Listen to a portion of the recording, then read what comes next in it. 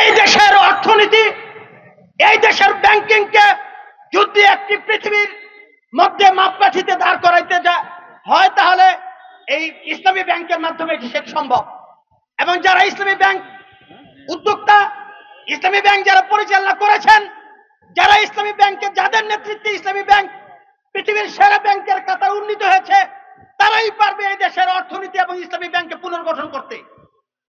অতএব আমরা দাবি করছি যে কোনো ভাবেই হোক, বাংলাদেশের স্বার্থে, বাংলাদেশের অর্থনীতির স্বার্থে, বাংলাদেশের স্থিতিশীলের স্বার্থে, বাংলাদেশের অগ্রগতির স্বার্থে, বাংলাদেশের অর্থনৈতিক অগ্রগতি উন্নতির স্বার্থে এই ব্যাংকটিকে, এই ইসলামী ব্যাংকের যারা উদ্যোক্তা, ইসলামী ব্যাংকের যারা প্রতিষ্ঠাতা, ইসলামী ব্যাংকের যাদের মাধ্যমে পৃথিবীর সেরা ব্যাংকের কাতার উন্নীত হয়েছে, তাদের হাতে এই ব্যাংকটি পরিচালনার দায়িত্ব আবার অর্পণ করা হোক। সম্মানিত দেশবাসী, আগে যারা ব্যাংকটি পরিচালনা করেছে তাদের মধ্যে অনেকে এখনো জীবিত রয়েছেন। আমরা এও জানতে পেরেছি, বাংলাদেশ জাতীয় সংসদে বিরোধী দলীয় নেতা ডক্টর শফিকুর রহমান তিনি বক্তব্য রেখেছেন। তিনি বলেছেন তিনিও 5 বছর এই ব্যাংকটির পরিচালনা পর্ষদে ছিলেন।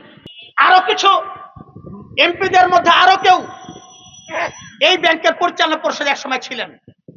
এছাড়া যাদের পরিচালনা পর্ষদের মাধ্যমে এই ব্যাংকটি পৃথিবীর সেরা ব্যাংক উত্তীর্ণ হয়েছে, তাদের মধ্যে অনেকেই এখনো জীবিত আছেন।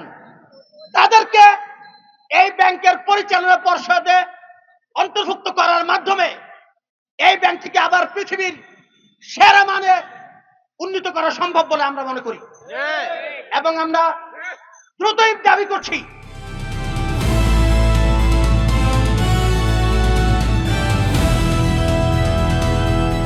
দিনাজপুর টিভি, মানুষের জীবনের কথা বলে।